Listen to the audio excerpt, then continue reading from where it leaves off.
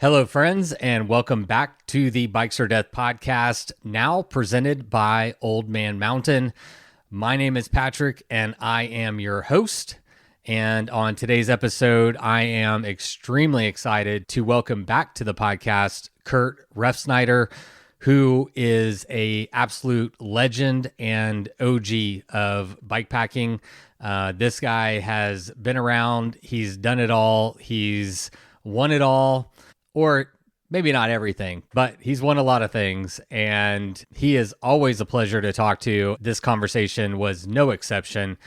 The last time Kurt was on the podcast, he was here to talk about his 2019 Colorado Divide Trail, which was a 3,300 mile bikepacking trip on a hiking trail. And to date, he's one of only a handful of people to have ever done that. Well, on today's episode, he is back to talk about his latest and biggest endeavor. He just became the first person to ever ride the new Orogenesis Route that is currently being developed. It is going to be somewhere around 5,000 miles when it's all said and done. It starts at the Canadian-American border in Wyoming and heads south along primarily single-track trails all the way down to Mexico, where it intersects and continues on with the Baja Divide in Mexico. Altogether, the route boasts about 50% single track. It is an absolute monster of a route. It's been in development for over 10 years. There have been many people at the helm of this thing piecing it together, and Kurt just happened to be the first person to go out and ground truth it. So along the way, he wasn't just riding the route, he was actually route scouting, route finding, and putting tires on the ground to see if this route would even work. So it wasn't just a bike ride, it was a true bike adventure, and there's no one better to put out on a massive bike adventure like this than Kurt Refsnider, and that is going to be the main topic of today's conversation. As with all of my conversations with Kurt, I thoroughly enjoyed this one, and I hope you do too. But before we get into it, let us take a moment to thank the people that made today's episode possible, starting with, no patrons today, but with your help, we can change that on the next episode. If you appreciate this work and would like to support it, a great way to do that is over on Patreon. You can find out more at patreon.com/bikes-or-death. Today's episode is also brought to us by our presented by sponsor, Old Man Mountain. All right, everybody, welcome back to the podcast today. I got Eric Finner from Old Man Mountain. How you doing? It's a new year, Eric. I'm doing well. How you doing, Patrick? Oh, I can't complain. I guess I could complain, but that's not what we're here for today. Today, we're here to talk about some new Old Man Mountain products. Not surprising. It seems like you guys are always busy rolling out something new. And so top of the year, what do y'all got rolling out so far this year? Yeah, we got a couple things coming out right now and more to come soon. But first, we have the Atlas Rack Pack. We currently have our 9-liter bag, and now we have a 12-liter, a little bit bigger version. Add some stretch zippered pockets to the outside. Still has the crisscrossing bungee on top, and then also a air purge valve because it's a little bit bigger bag. If you're stuffing larger sleeping bags, something like that, it's nice to have that air purge to get the thing down as tight and compact as possible. Yeah. And then the other one is cargo straps. So we've got, the polyurethane cargo strap in a couple different lengths, and our nice bright green with a darker green buckle, and classy, stylish piece. Classy, stylish, and it all goes together and looks very classy when you put it all together. For people who don't know, the Atlas Rack Pack, why don't you break that down? What is it? So now you have the new one is the 12-liter. You've had a 9-liter in the line, but break that down. Like, what is that for people who aren't already familiar with that product line? Yeah, so the Atlas is basically a seat bag. Picture the same shape, but then adapted to mount right on top of the deck of a rack. So you get the benefits of it being super stable on a rack. You get some frame sheets built within it so that it gives you space for a dropper. can move up and down no problem. Keeps it away from swaying back and forth like a seat pack does, and then you also get all this crisscross bungee on top. So it has the same kind of entry as a seat bag, the general form factor, but then with a bunch of extra benefits and function. Yeah, I like how the bag is like angled like the seat tube, so it can really get tucked up underneath the seat pretty close, and then the accessory pouches on either side, and it looks like that. So that's a harness. It looks like, and then you have the dry bag that could be removed. No, they're a part of the bag. So they're welded onto it, nice and secure. Uh, and then, but yeah, it is different fabrics is what you're seeing. So we've got Oh, okay. reinforcements onto a thinner, lighter weight fabric. So we get the benefit of like easy to roll closure, but then we've got this strong, stiff hypalon that's going to compress the bag a little more evenly, and then also reinforce those contact points for the straps that hold it onto the deck.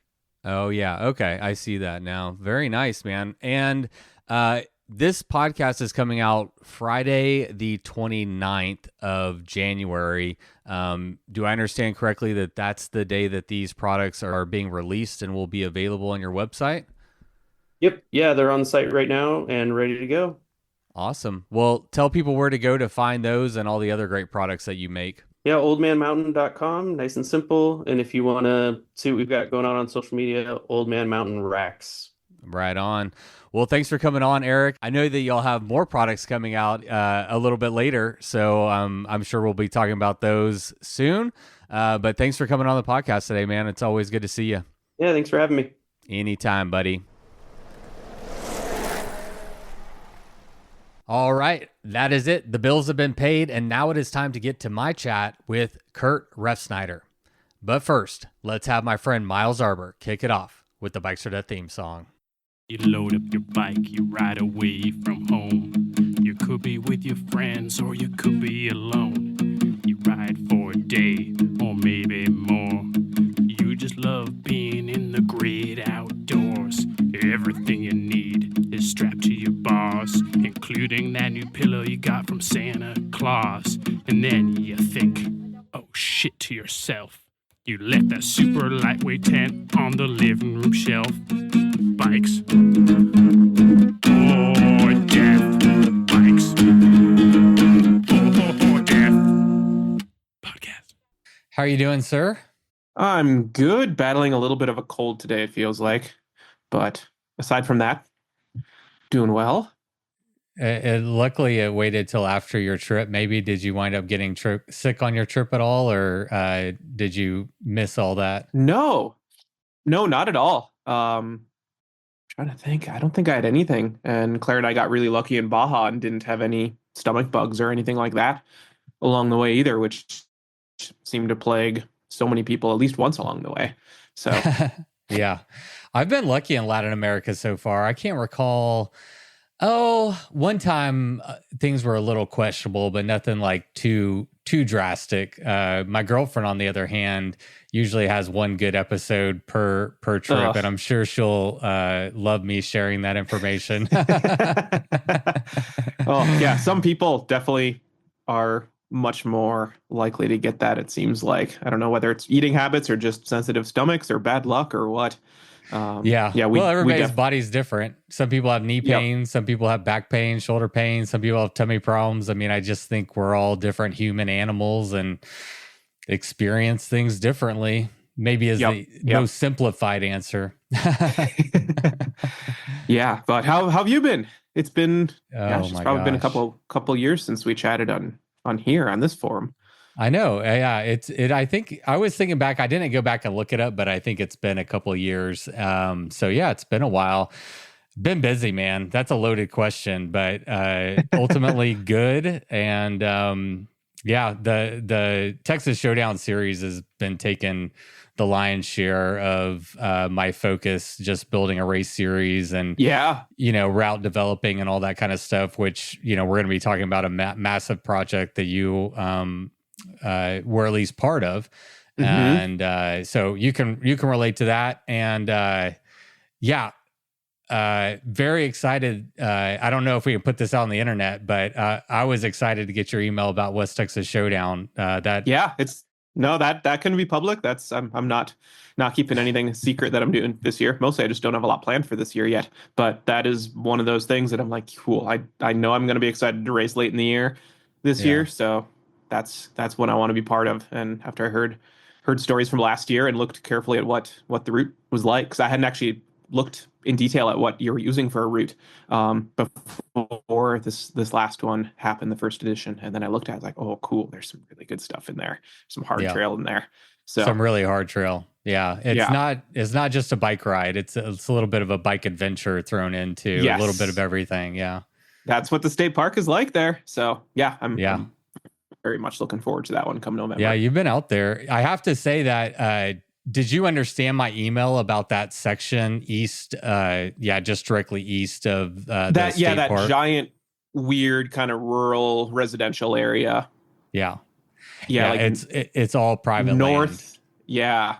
It was unclear if I was allowed to be riding through there or not. Like nothing actually says like roads closed to non-residents or anything like that. And so it kind of seems like maybe they're okay with, or at least not vocally opposed to people just out passing through on it, but having an event is a whole different story, or telling people to go ride out there is a whole different story too. Yeah, I mean you're right, and I think it depends on who you talk to out there at Terlingua Ranch, right? Like because I mean you're dealing with hundreds of different property owners. Some of them are cool with it, and others are less cool with it.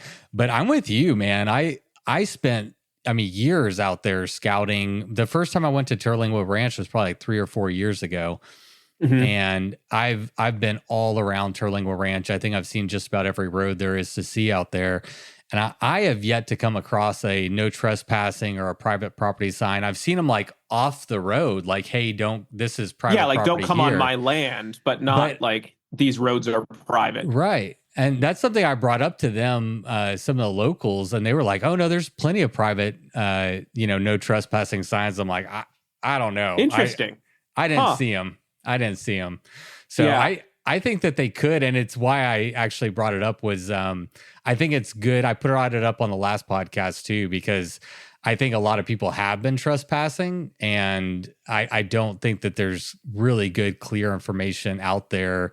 As a route scouter yourself, you kind of know how that goes. Like sometimes it just takes boots in the ground and talking to locals and finding out what is the real situation. And that just happens to be a part of Texas, at least, that there's a lot of ambiguity and a lot of he said, she said. And I think I do have the clear answer. And that is the answer is that all of those roads are privately held. And I've confirmed that with there's a property ranch manager that like manages all 400,000 acres. And I also talked to like the city planning people, and they've confirmed it's private property. So, access is whatever those landowners say it is. And I think you'll get a different response. Like who manages the roads out there? Yeah, so Terlingua Ranch manages the roads. The property owners pay into some kind of fund, and then POA manages the roads. And I've explained this before, but I'm also a real estate agent, been doing real estate for 15 years. Yeah. And I'm very familiar with the way POAs work. And typically, the POA owns the roads and they maintain the roads. In this scenario, it's different. The homeowners or the property owners own the roads, and then they just pay the POA to maintain them, and that's all the POA does is maintain the roads. Okay. Yeah. So they anyway, have no authority over the road. Yeah, I figured I'd let you know and kind of put it out on the internet too, since you had sent me that, and that was where the original route went, and I explained it all in the last podcast, but I had to redo about 40% of the route once we came across those issues. And I came in it from every single angle possible, and they were all roadblocks for now. But, I'm hoping with like good conversations, good relationships, maybe we can unlock some of that stuff in the future. But for now, like you said, we can't host a race there. So the other route is great. I think we'll keep it pretty much the same. for 2026. So yeah, you're in for a little bit of adventure, but Yeah, I know you don't mind that. I'm stoked for it. Yeah. Yeah. Cheers, man. That's what I'd rather have. Well, let's get into you. We already did a podcast, so anybody wants to go back and get an intro to Kurt Refsnider. I know we covered a lot of like kind of your background and stuff in that episode. Yep. And we got a lot to talk about today. So let's jump right in. I think if my math is, you're a little over 30 days back from finishing your big scouting trip. Is that right? I think it's like 32 days, something in that neighborhood. I think wrapped up mid-December, and now it's January 20th, it looks like. So yeah, just over a month. How are you adjusting? How do you typically adjust back into, normal life, home life? A lot of people, including myself, struggle with that. How are you managing? Yeah, I get that question so often. Like, what's it like transitioning back to, day-to-day life? Or do you struggle with like depression after a journey like that? Because a lot of people do have some sort of like legitimate depression symptoms after those sorts of journeys. And I don't know. I feel like my transition out of things like that and into things like that always just feels like overwhelmingly busy. Like there's not usually good time for kind of like I don't know, easing back in or anything like that. It's just like, oh, okay, I'm back in it right away. And, part of it is just that, like, on the road for this was 4.5 months that I was out on the trail and got back. And there's, an overflowing email inbox and all these conversations of things that I should have been tending to, 6 weeks before. And they just kind of got pushed down into the bottom of my inbox that whole time because I was distracted by making forward progress on the route every day. And then this one was also even further complicated that it was finishing up right before the holiday season. And so basically it was like wrap up, reach the southern tip of Baja. Claire and I had a day and a half, I think, there before we flew back to San Diego. And then my van was over in Tecate on the US side of the border. And so a friend drove us back over there to get the van, drove to Prescott, spent 3 days there, flew to New York, spent a week there with Claire's family. I flew back to Arizona, had 10 days. No, not even 10 days, like a week there. And now I'm up in Idaho, Wyoming for the next 3 months. And so it's just like this, like straight into continued travel chaos of a very different sort and holiday family time. And so it's I almost feel like it's a struggle to fully process everything that's happened when you just get thrown back into life like that. And I don't even really feel like I have time to like feel depressed or feel a withdrawal or something from like that because there's so many immediate things. And maybe that's just the way that my life ends up behaving after something like that I've been, normally pretty busy and put that stuff off until when it absolutely needs to be dealt with at the end of a trip like that. But it's not easy. And I think it's, I almost feel like after a trip like that, you need a vacation to just recover from the stresses and the mental side of a trip like that. And just the fatigue after being in the saddle or hiking or whatever it is for a long time. And if you're straight back into life, like you don't have that time to recover. And so you're just kind of like tired and frazzled and straight back into it. So I don't know. I think that's something I always want to be better about. I mean, almost like having time to just debrief on my own. And it's hard when there's a real life you have to get back to and don't have the luxury of, a week or 2 weeks of just easing back. Yeah. No, I actually relate to that a lot too. Is I often feel like I even get a chance to reminisce and relive my trips as much as I would like to. That's just things are happening so fast that I usually give myself. It's just there was the trip I did in Oaxaca. I guess it was 2024 now. That was like the biggest impact, cultural shock coming back to reality. But usually other than that, I give myself about a day. I give myself a 1 day vacation to like mourn and reflect and, prepare myself emotionally and mentally for like, okay, tomorrow you have to like flip a switch and you've got to go and do all these other things. But I usually give myself a day and that's about it. And then it's right back to it. I was just going to say, it really does feel like a switch getting flipped from like being on the trail and in this like need to keep moving relatively steadily every day. And, you get up and your mission is cover ground, like got to get another 45 miles or 55 miles south or whatever it might be. And then that's so different from day to day life where it's like you get up and there's this to-do list and things that need to be done and cross those off instead of crossing off miles. And so it's a totally different. It's a culture. Yeah. It's not a culture shock. It's just a shock to the system. It's everything that is the opposite of what you've been doing for the last number of months. It's like, this is So flipping a switch is like, all right, we're in this whole different version of myself now, and it could be a really harsh transition. But yeah, so I was looking on Track Leaders, and it says it was 135 days.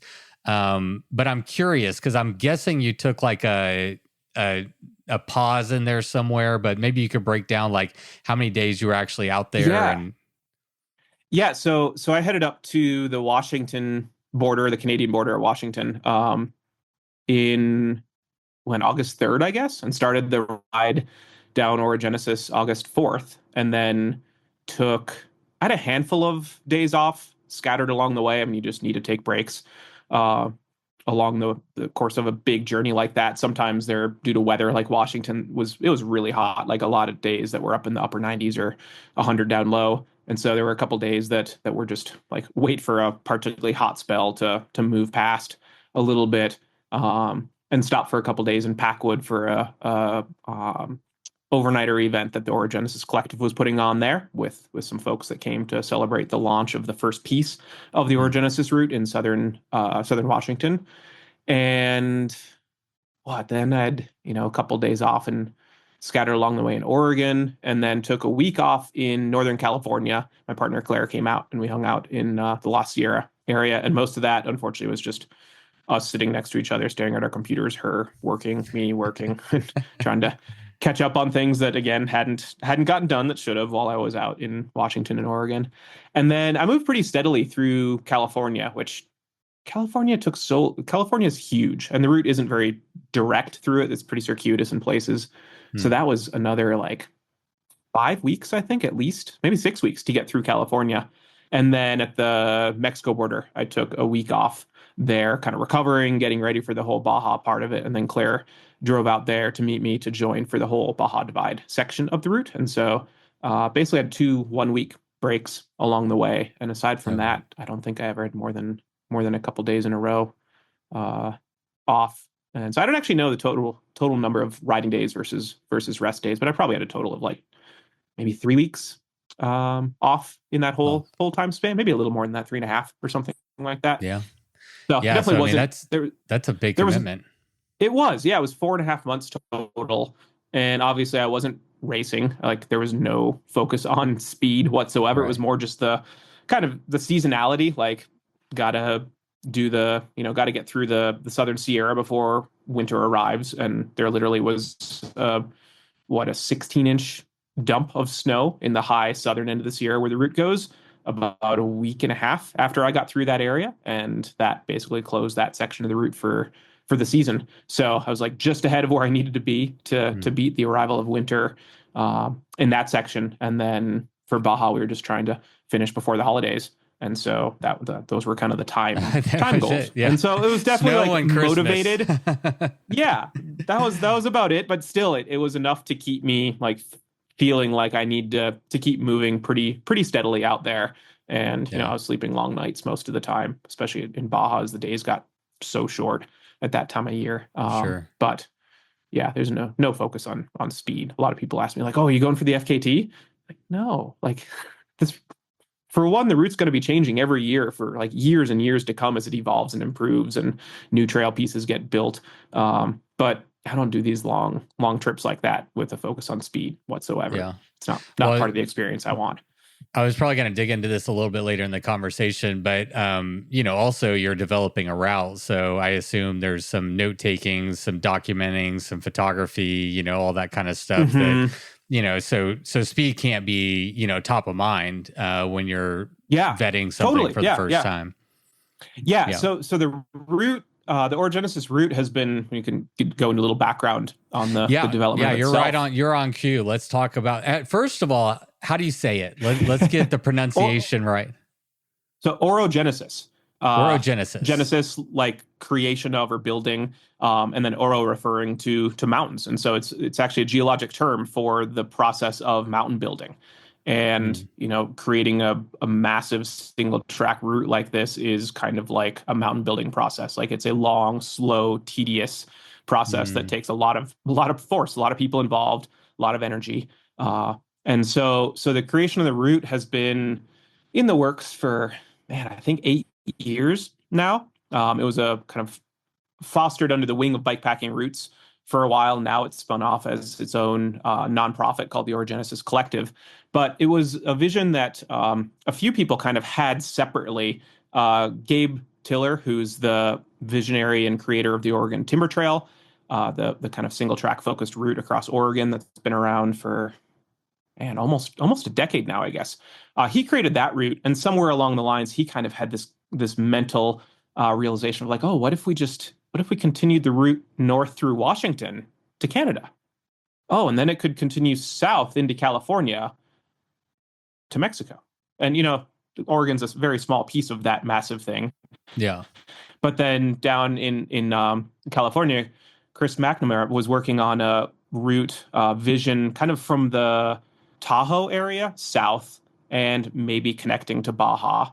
And I don't know if he had a clear vision of like what it was going to be, but he had a vision for a really long single track focused route there. And then he and Gabe got to talking and realized that, oh, that could actually, we're kind of envisioning something very similar. Let's work together on this.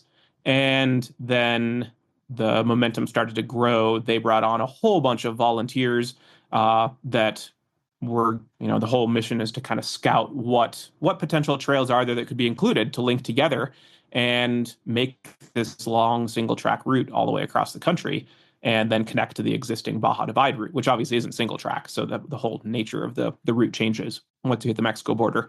But then it was 6 years basically of folks scouting on the ground, looking at these different trails, trying to figure out which ones should be used, which ones maybe shouldn't, which might be great to use if they had some restoration work or clearing deadfall or things like that, where there's gaps that there's just no suitable trails that could be used. And those are all areas that have been identified for future trail construction in the coming years, decades, something like that.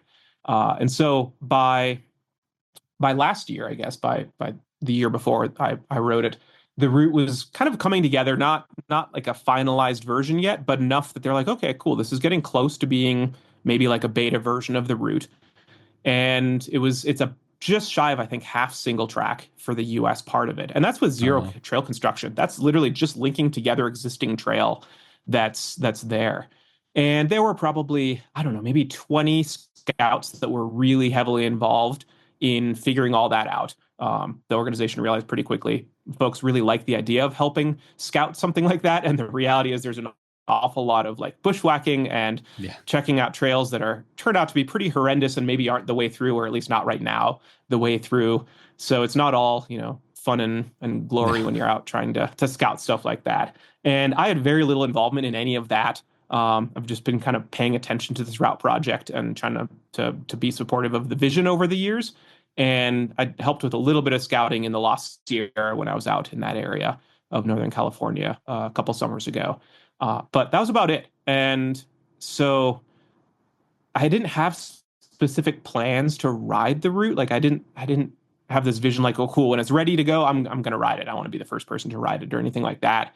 But early last year, or maybe it was late the prior winter, I was talking to Gabe about just like where it's at. And he was like, I think we're pretty close to maybe being ready for some test riders. And he mentioned they really wanted to have someone or the first people to ride it, people that they, experienced folks doing that kind of thing, folks that aren't going to, epic if things don't actually pan out well, and, maybe make the route look like something that isn't all that attractive because of people epicing out there on it right off the bat. And so I gave that some thought and decided like, oh, cool, if it's close to ready, then why not? Rode the Continental Divide Trail a couple years ago. That was a fantastic experience. And why not try another kind of single track focused route across the country? Because at this point, Orogenesis is the first kind of across the country mountain bike route. Like there's the Great Divide mountain bike route, which is mountain bikes are the bike to ride for that, but it really is like a dirt road, gravel road route for the most part. There's almost no single track on it.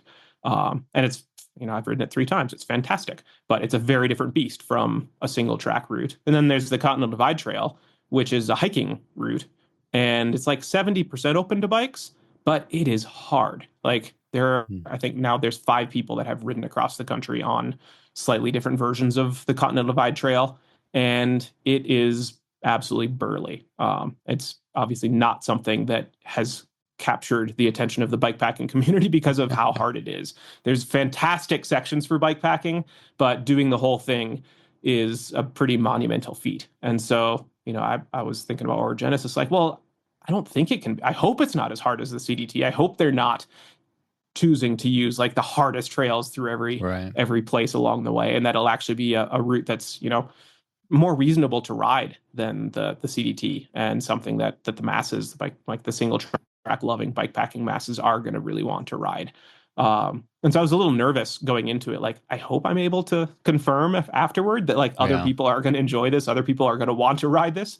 And then I'd wanted to ride the Baja Divide for a while now, and having that linked in as part of this full thing, I was like, okay, cool. Maybe I have the opportunity, like I have the time to do that next year. I have the support from sponsors. Like I should probably just make it happen. And so, yeah, like you were saying with the kind of collecting information along the way and kind of cataloging some of the stuff, like I was given basically a GPS track all the way across the country with no other information associated with it. And that's kind of where the route is at this point, that they've been putting a ton of energy into the question of like what trails should be part of it. And the next step is like, okay, well, once we know that, then we have to figure out like where are the resupply locations, where's the water for people along the way, like all those things that people need to actually go out and tackle something like this, whether it's the whole thing or pieces of it. And the project hasn't gotten to that stage yet, so it was a ton of planning on my part to figure all that stuff out, and then was taking a lot of notes when I was out there, especially on water sources. Like that was the main thing. But also, when you roll into a town and meet people that are stoked to have bike packers come to their business, whether it's a bike shop or a cafe or a little store or a place to stay, like making notes of those, because those are always such wonderful experiences when you get to a town and there's people that are stoked to see you and help you out and have you be a customer of their business. So taking notes of that sort of thing. And then all the little pieces along the way where there's like, ooh, this doesn't actually connect the way that they thought it might, or it hadn't been scouted on the ground. There's a lot of little connections that didn't have eyes on the ground yet. And so those were the pieces where there was the most uncertainty, getting from one awesome trail to the next awesome trail that might be 10 miles kind of weaving through a valley. And, some sections were on like Aqueduct Road in California. And it's hard to know, like some pieces are public, some are closed to the public. And so there were little bits here and there that I ran into, like, oh, this way won't actually go. The route will have to be corrected here. But most of those were all very obvious solutions to fix those little issues here and there. So making lots of notes of that sort of thing. How much of it, like, I mean, obviously it ties into Baja Divide. How much of it, ties into like Tour Divide, PCT, CDT? Were y'all like trying to weave all that stuff together? Or were you trying to avoid those? Like what was, and it sounds like you weren't as involved in the development side of it, but do you know what the thought process was there? Yeah, I mean, a lot of the focus was on trying to find really fun mountain biking, like legitimate, good single track, and link that together. And so for Washington, there aren't any established like north-south bikepacking routes through Washington, and the PCT is in like absolutely entirely closed to bicycles. You're not allowed on any section of it on a bike. Yeah, so so Washington was pretty much all new routes. I think there are probably little pieces here and there that had been incorporated in other loops that people ride, but most of it was kind of newly linked together stuff. Oregon is pretty much the Oregon Timber Trail, which Gabe had created years before, and there's some differences between what's the official Oregon Timber Trail single track route today and what Orogenesis is likely going to follow. There's more single track on Orogenesis. It's hard trail in places, but really cool section. So it gets off some of the dirt roads in places and onto more trail. And then California is, I mean, it's a big mix of all sorts of things. Like through in Southern California, it uses some pieces of the Stagecoach 400 bikepacking route that's been around for a long time. In the Sierra, the eastern, so the route has two options: one that goes down the eastern Sierra and kind of high desert riding, and then another on the west side of the Sierra. And I went down the east side because I love desert riding, and especially high deserts. And that one uses pieces of the Caldera 500 route that's been around for a long time.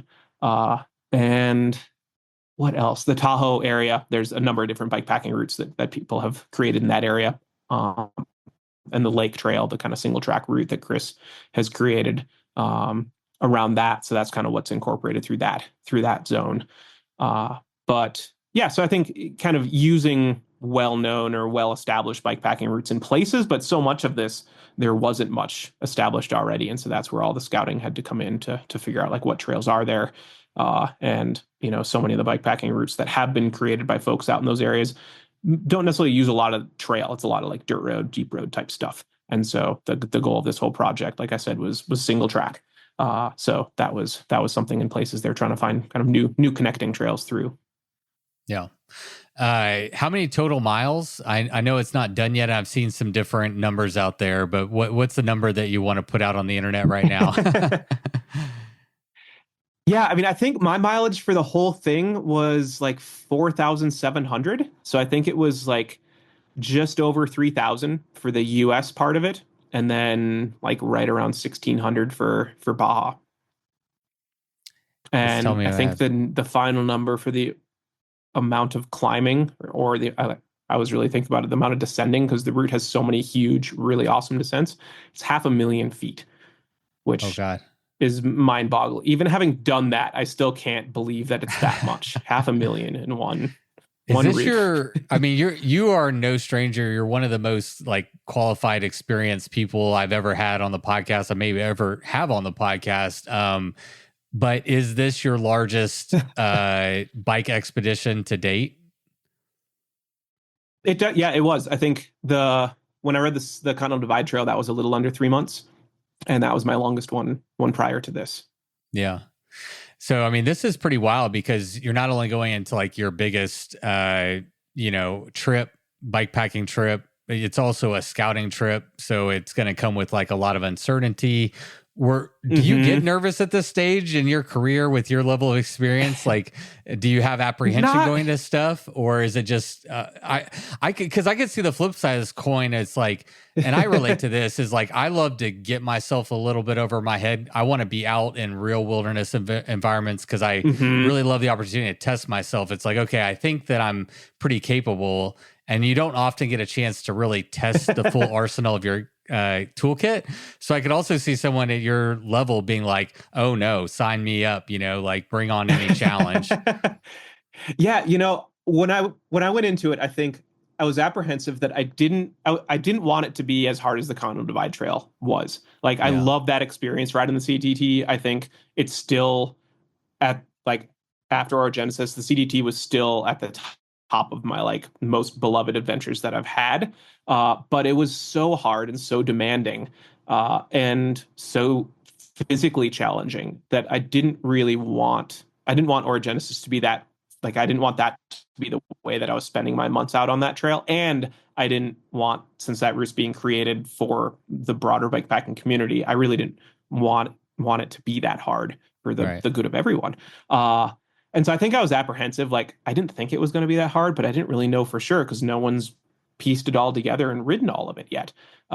And I think I was also apprehensive and kind of nervous for Washington State specifically. It was the first state I rode, and on paper, and Gabe also agreed based on what he had seen and looking at the numbers, that Washington is the hardest single chunk of the route. And so it's always a little intimidating going into something huge and knowing you're getting the hardest part of it right off the bat and not knowing exactly how hard that was going to be. And it was like, what was the number? I think 130,000 feet of climbing in 700 miles. So almost it's like 200 slightly feet. longer than the Colorado Trail with twice as much climbing as the Colorado Trail. Yeah, it's almost 200 feet per mile. if my math is correct. It's right under Yeah, 200 feet. that sounds about right. Yeah. You said 130,000 feet for 700 Yeah. miles? Yep. Yeah. So it'd be like a little under 200, something like that. It'd be And pretty close. it was hard. Like so much. There were so many climbs that were like 4,000 feet, mostly moto trail, which is just hard single track riding usually. And then a 4,000-foot descent. And then you repeat, out of that drainage, another one and another one and another one and another one.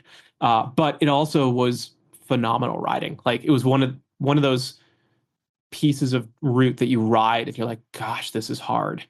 And it's so good, like so worth the effort to do that if you like that kind of trail. Then it was a huge relief to get through Washington, be like, okay, cool. I'm worked right now, but that I think was the hardest big piece of the route. So it should get a little bit mellower from here. So I don't know that was my biggest concern going into it. I think I was also a little nervous about being kind of like this on this objective driven trip for 4.5 months. Like I'd never done something that long before and didn't know if I was going to enjoy it the whole time. Cause like I do these things for fun. Like I want to enjoy it most of the time. And I didn't know if, just being out there for that long would wear on me or, if I decided the route wasn't a style that I liked, maybe I just not want to keep going. But fortunately that didn't turn out to be the case. It was fantastic. I did enjoy myself almost all of the time. Because I mean, you were, I'm sure you were also out there for fun. And also you were kind of on the clock the whole time you were out there. Like, you still had an obligation to, you couldn't just, like, let's say you're just on a fun trip. There might be a bullshit section. And you're like, I'll just, cut around that. But like, you didn't have that luxury. Yeah. You had to take the bullshit route, make sure that it went. If it didn't go, you had to go around, find a reroute. So you were on the clock the whole time. And so I could see like the question mark of, is that going to be fun? Am I going to be able to like enjoy this experience and do the route, the service that it needs, like while I'm out there, Mm-hmm. Yeah. That definitely having that kind of that purpose is like, I love that, like having a reason to do something like this beyond the kind of selfish, like, oh, I just want to go on a big adventure for myself. Like I do really want a lot of my trips to have some sort of bigger purpose like that, but it does add stress to it. And there were places where I'm like, I don't really want to go over here, but I should go check that out because we need to figure out a way through this part. Or I think this one of the single hardest days for me of the entire ride was a completely flat rail trail in Northern California, kind of connecting through these high valleys to get over to the Sierra. And it was one of those I even had notes when I'd been going through and doing my homework on the route, like, this next section should be fast. It's all rail trail and almost no climbing. And then I get out there and it's like, okay, rail trail isn't really the right word for it. It's like abandoned rail grade with the ballast still on there in places. And so you've got like coarse rocks that you're sinking into. There were places that were fenced off by ranchers that graze their cattle out there. So it's like not close to the public, but you have hop fences and, you're never quite like, I had to do some research while I was out there to make sure it was okay to be there. And God, it was like 80 miles of really demanding riding on this rail grade. And some of it was pretty cool, but a lot of it was just like, man, this is hard. Oh, I can see a highway right over that. Like I was parallel to a highway for half of that. It was like half a mile away. And I was like, I could just go ride that. It would be so much faster. Exactly. But I should just stay on this. And then after I was there, I mentioned that to Gabe. And he's like, oh, man, yeah, that was one of the sections I didn't get around to scouting. I'd heard horror stories about it, so I didn't check it out myself. So I was like, oh, no. So I was the first person to actually ride the whole thing. And it turns out it is going to be a rail trail for the whole length of it. It was a land trust that bought it, but they just haven't gotten around to basically turning it into an actual trail yet. Yeah. So it will be getting much better in time, but it's not quite there yet. And so there were days like that where like, I would just go over there if I wasn't trying to follow this route so closely.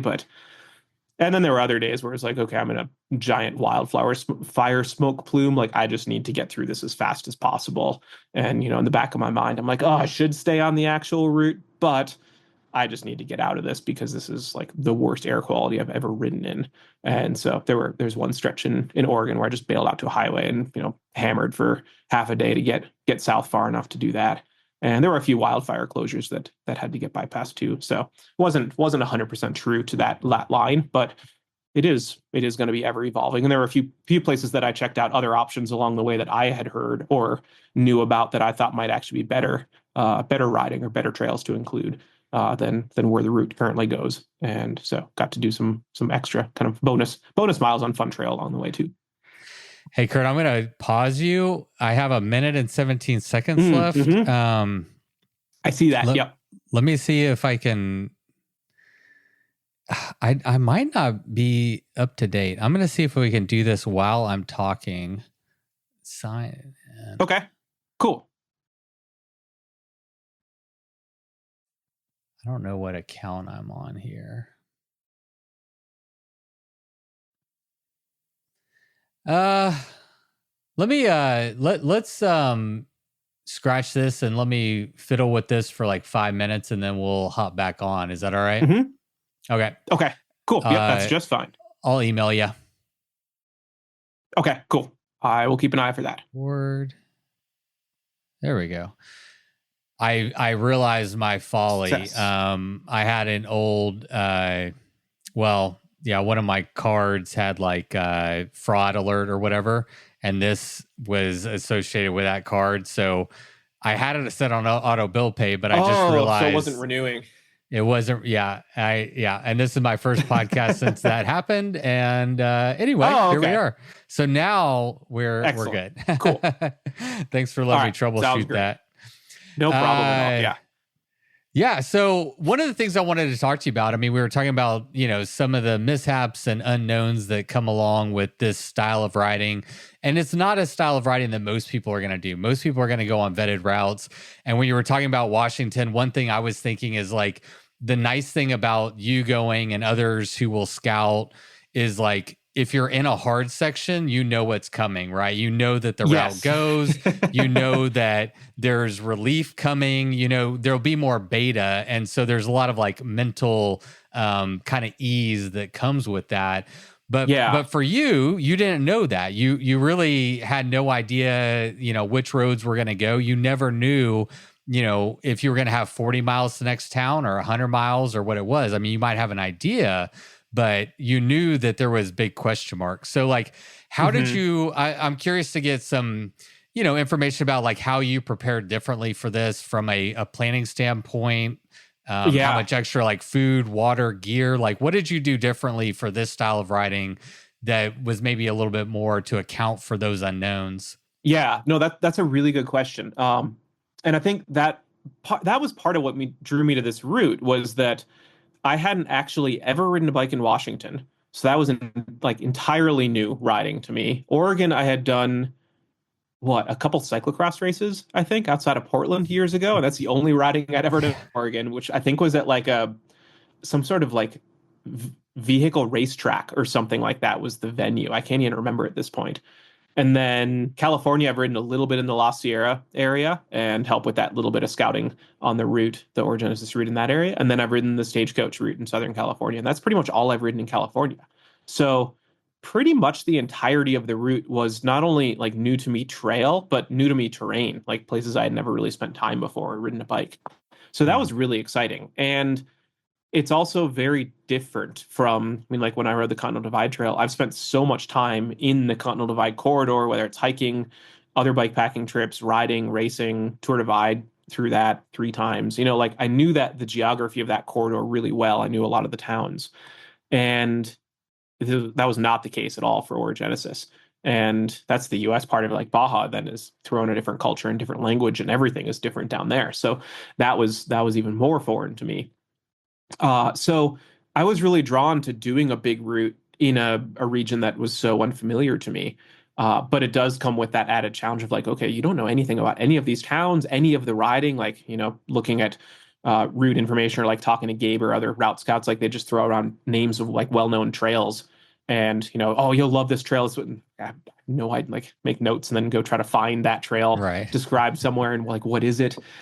So the whole planning process was really time consuming for this one, even though the route, that route line had been probably 90% scouted at least, so there was confidence that it was passable. Like I would be able to get through most of that. And if not, hopefully it wouldn't be too big of an ordeal to find a way through. But not having any information about resupplies or especially water, because there's so many really dry sections of the route. Like that takes a lot of homework to figure out.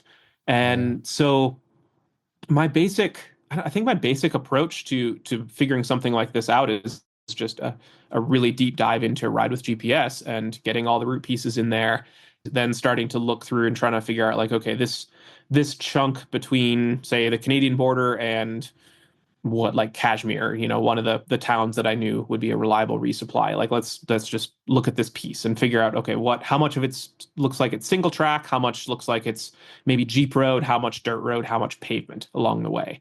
And because if it's 200 miles of mostly trail, that's going to be so much slower than 200 miles that half of it's dirt road or something like that. So try to figure out for each piece what that kind of ratio is to get a general idea of how much time might it take to get through there. And then figuring out how much climbing there is for each section, because, you can ride 100 miles of flat single track in, a couple days, maybe pretty comfortably. In Washington, 100 miles might have, oh, geez, like 25,000 or 30,000 feet of climbing in that distance. And so that might take 3 or 4 days to get through, depending on trail conditions and everything like that. So there's the kind of like the just figuring out the physical characteristics of the riding and the terrain. And then the next step is like, okay, where are there towns along the way to resupply? Do a little homework on that to figure out how those fit into these different pieces of route and how far apart towns are. And this route is pretty cool that, there's a lot of hard riding along the way, a lot of hard terrain, but the towns for resupplying generally are spaced pretty close together, like every 2 to 3 days for a lot of it. And so that makes it really accessible. There's some awesome single track routes out there that are more like 4 days between resupplies for a strong rider, something like that. And, when you get up into that, like north of 3 days, that's more food than a lot of bike packers want to carry or can like physically have the space on their bikes for. And then especially if it's drier terrain, you have to have space for water. And you're thinking about a single track route, you're thinking about weight management and all that totally, stuff too. Yeah. So full suspension. So I know you were on full suspension. We'll get into bikes in a second, but they don't have as much cargo capacity and whatnot. So there's all these considerations when you're building a route. Yeah. So I think that is a highlight of the route, is just that the attention that was paid to making sure that there are resupply opportunities fairly regularly spaced and not at big intervals along the way. But water then was the next big challenge for figuring out, like, you can't just like look at Google Earth and zoom in and be like, oh, there's a creek, that'll have water. And so, also not being familiar with these different places and knowing like, oh, do the streams in this area normally flow in late summer, early fall? Or is it, some of those attributes that just like other places I've spent a lot of time, I could tell you like, oh yeah, one of those streams in that little stretch there, that'll definitely have water because of the seasonality of precipitation or something like that.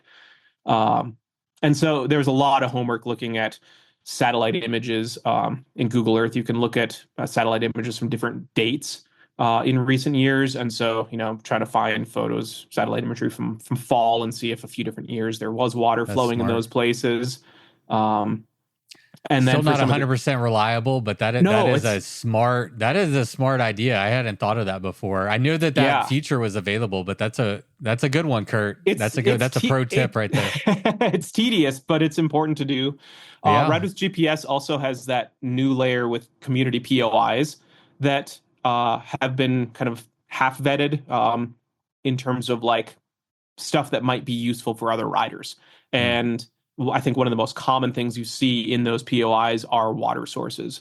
And so there were some that, riding through, like the Mount St. Helens area, I remember one I found on there, like hand pump at this trailhead. Strange pump, but it works and is reliable. I was like, okay, cool. I would never have known that was there. There's no creek in that area, but so you can figure stuff out like that. And I got there and sure enough, it was the weirdest hand pump I've ever seen, but water came out of it. Lived up to its name or its reputation. Yeah. And then for sections of the route that follow or kind of are close to the Pacific Crest Trail, there's an app for the Pacific Crest Trail itself. It's the Western Wildlands route and the Bears Ears loops that I worked on putting together. We have through bikepacking routes access to the the Far Out app for those, and that app company has apps for these other long hiking trails. And so they have water sources in them, and the really cool feature with those water sources, you can actually click on them and see updates from trail users. And they, some of those trail users are really good about updating, like, oh, cool, I was here on the 8th and it was flowing. I was here on the 10th and there was just a trickle left. Probably won't be reliable next week. Things like that. Yeah. And so that's super helpful. That was really helpful for some sections of the route in the more desert areas, especially in California, Southern California. So that was a big time consuming process to work through all of that. And, I probably put way more energy into that sort of thing than some folks would. But, I didn't have any issues with running out of food when I was out there. I only ran low on water once, kind of unexpectedly. And there were a few places I knew that, there just won't be much water. And so I need to stock up, carry 7 liters or something like that. And that, I was happy that I had done the homework ahead of time to know that, this is where the next reliable water source is. And if I can't find anything in between, here's maybe an option that's like 5 or 10 miles off route that, I don't want to descend 2,000 feet to find water in a river that flows. But if it's an emergency, like I know where that is now. Yeah. So that was another kind of contingency piece in the planning. Well, you're really you're providing really good anecdote for something I say often, which is the time to plan is when you're at home. Like you want to go out and be able to enjoy the trip and ride your bike and be there for the experience. Now, obviously, you were also route scouting in real time, but the more of that planning you can do ahead of time, you're just doing your future self a favor. So I think it's good for people to hear how much prep work you did going into something like this so that you could plan for every contingency and at least have some resources and options and bailouts and, emergency situations. And that going ahead of time, it just saves you so much headache and frustration in the field, Yeah.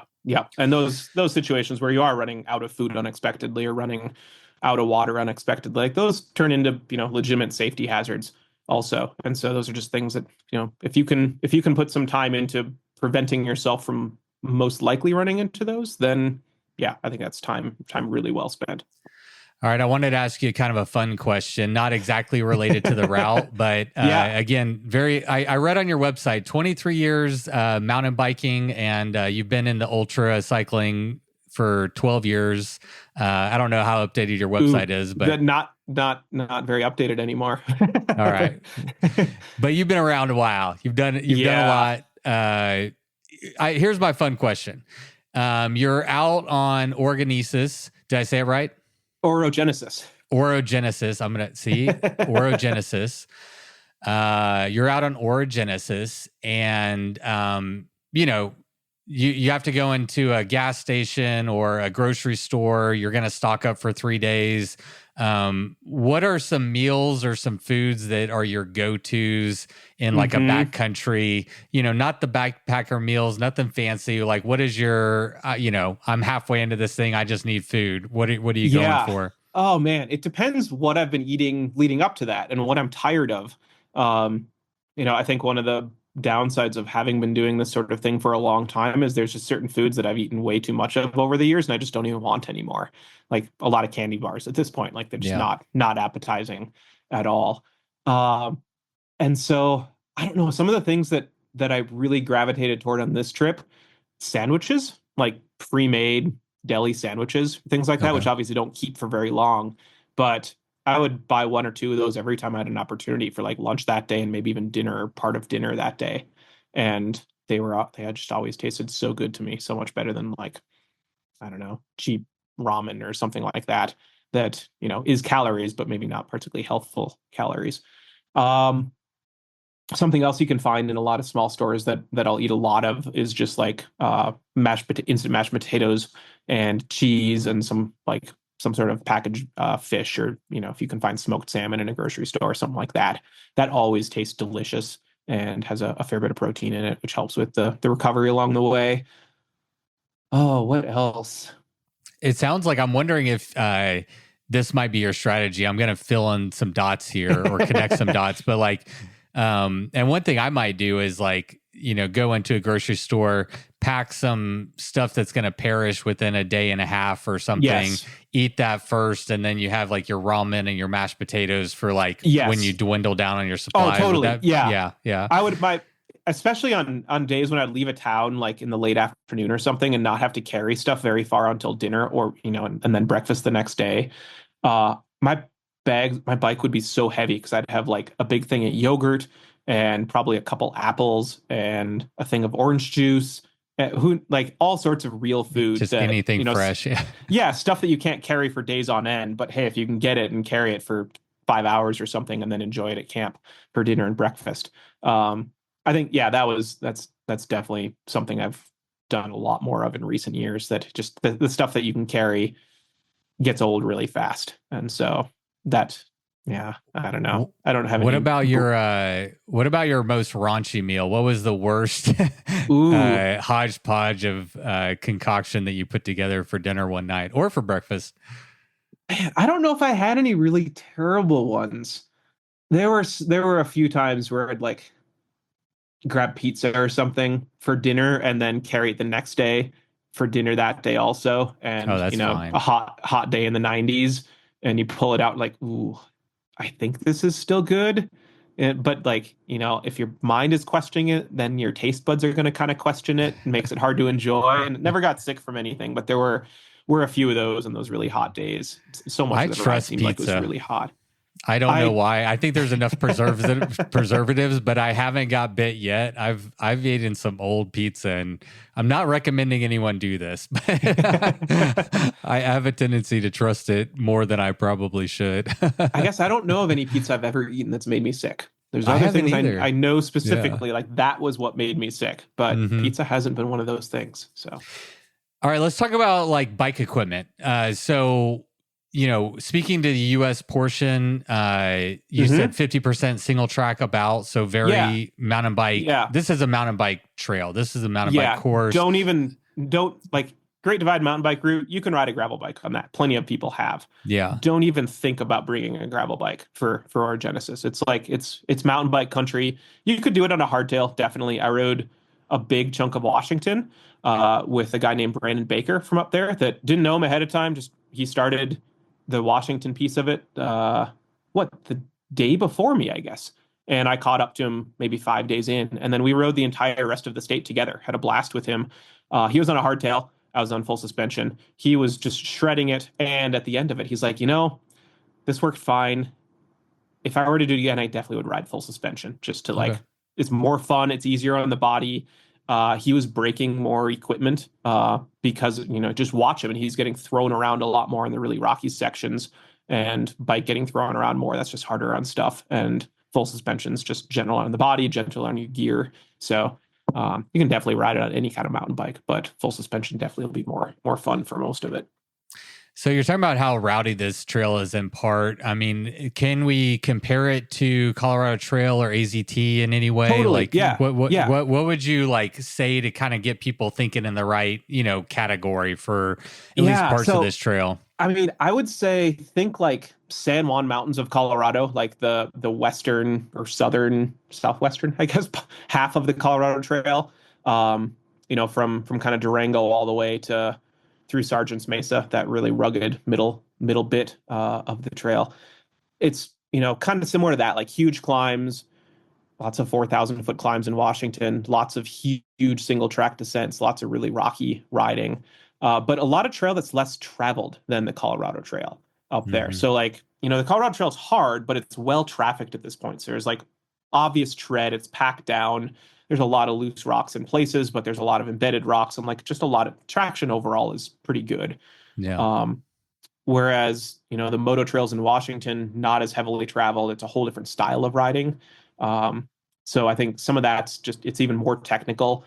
A lot of steep stuff where you're just guaranteed to be pushing up because of how loose it is. A lot of Colorado Trail, the steep stuff you push up is usually just because it's either at really high altitude and there's no oxygen, or it's just really steep.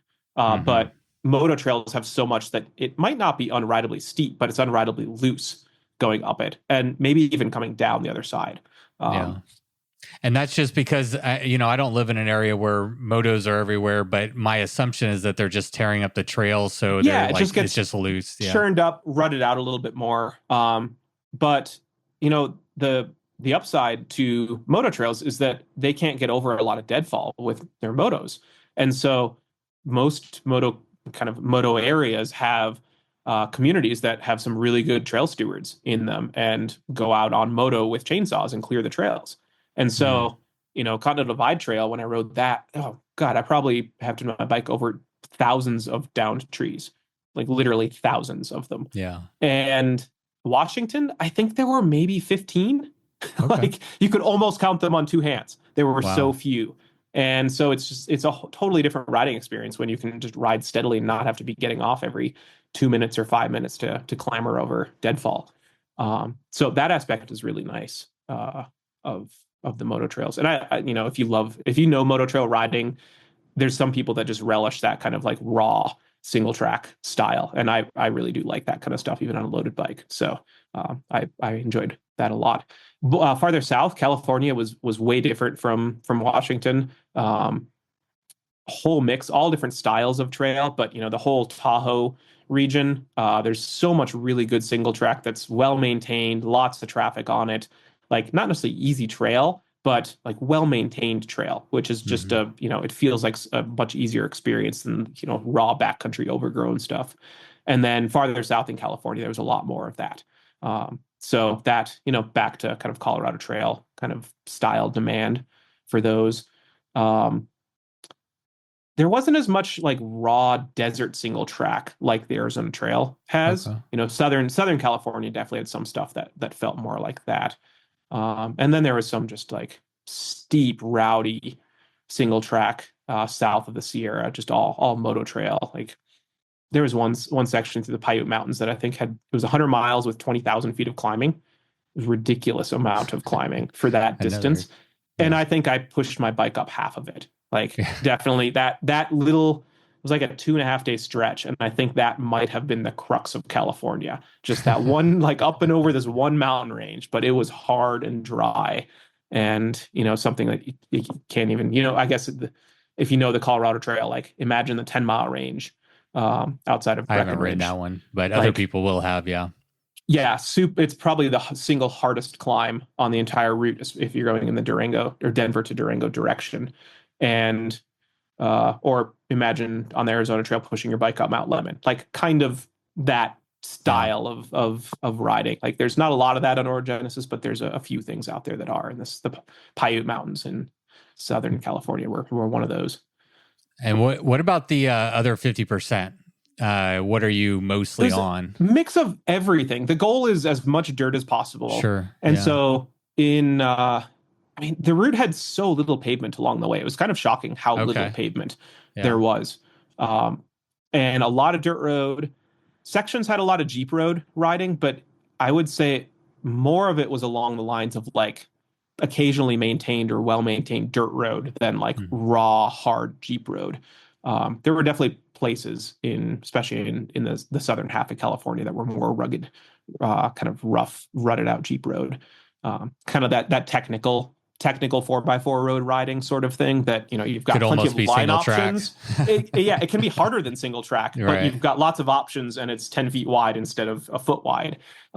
So definitely still very demanding, challenging riding. And that kind of carried all the way into Baja. Like Baja has so much really challenging technical Jeep road, old blown out road stuff that Baja 1000 race course uses and completely destroys. Baja is not a nice dirt road cruise like the Great Divide Mountain Bike Route by any means. Yeah, I want to actually dive into Baja in a little bit because that's a area that I'm very interested to ride in. Yeah. But in the United States, what were some of your highlights? Did you had to have favorite sections? I think it's hard to break up like 3,200 miles of trail, but what are some of your highlights that really stood out to you? So I think Washington, the entirety of Washington pretty much was a highlight. And so that's a big chunk. Like that's a 3-week ride if you want to go do that. And it was hard, but it was, like I said earlier, it was one of those kinds of hard that is always rewarding you for the amount of effort that you put into it. And some of those rewards were big, like the scenery, the landscape, the massive descents, like how good some of those trails were. Just Yeah. all different things along the way, the little communities. And there were so many folks I ran into along the way that were stoked that people were out on the route now that it's like become, they've heard about the route being developed and now Okay. there's actually people riding it. Yeah. And like, cool, this is going to be awesome. I'm really happy that this comes through my town or my trail system or whatever it is. So Washington was phenomenal. Yeah, usually people don't mind hard things if there's a big payoff, right? It's Exactly. whenever it's hard for no payoff, you're like, what the fuck am I doing? But like when there's always payoff, you're like, okay, I'm here. Totally. And I think that kind of is reflected in probably my second favorite section of the whole route, which was also really hard. It was the stretch above Los Angeles in the San Gabriel Mountains in the Angeles National Forest. I'd never ridden there before, but that was one area I'd heard about how good the trails were, how good the riding was, and then heard about the all the work the Lowlifes trail crew has been putting into resurrecting some of those trails after wildfires in recent years. The Radavis has had a few really good articles, like in-depth articles about what that trail org has been putting into resurrecting those trails, and those folks are really excited that Orogenesis is coming through there and using some of those trails that they've been resurrecting. And so that was another one on paper. I was looking at it. I was like, oh man, this is going to be maybe the crux of California, because it's like 130 miles or so. And I think 32,000 feet of climbing, 34,000 feet of climbing, something like that. And so, you see that and like, okay, I think maybe this might take 4 days to get through. And like, oh, there's nowhere to resupply in there either. Okay, so I'm going to have to leave and start that section with 4 days of food. Okay. This is going to be hard. And so that stretch, my friend Hugh Oliver came over from, he lives in the Scottish Highlands. And if you know the Pictish Trail, he was one of the creators of that bikepacking route there. And he is kind of the caretaker of the Cairngorms Loop in that area. So he's very into the bikepacking world there. And I've ridden with him in Alaska in the winter. But he came over and joined me for a couple weeks in Southern California, just based on when he could get over here with his work schedule. And so he met me at the beginning of that 4 day stretch. And I was like, all right, Hugh, this is going to be hard. I think it's going to be good, but it's definitely going to be hard. And he was like, cool. Here's your warm up. I believe you. I trust that this will be great. And it was so good. Like, it was hard, but the trails were mostly pretty well maintained, hard, like steep up, steep down, very exposed. Like that range, just all the slopes are really steep. And so bench cut trail, if you fall off the downhill side of it, like you fall far, even if it's not a cliff. And then there's a lot of sections that are actually cliffs. Like you're on a little 18-inch wide bench cut into the sandstone, and there's a cliff on like no fall zone on the left side. And so Hugh and I started, it was a bit of a debacle with TSA losing one of his pedals on the flight over there out of his bike case. And so amazingly, the ED of the Lowlifes came out with a brand new pair of pedals for Hugh so that we could actually get rolling. But we had a later start that day. So we basically hit the beginning of this big descent down the Condor Trail, which is this, I think it's a 5,000 foot descent down from high in the mountains, kind of toward the edge of LA. And the Lowlifes had just finished resurrecting that trail.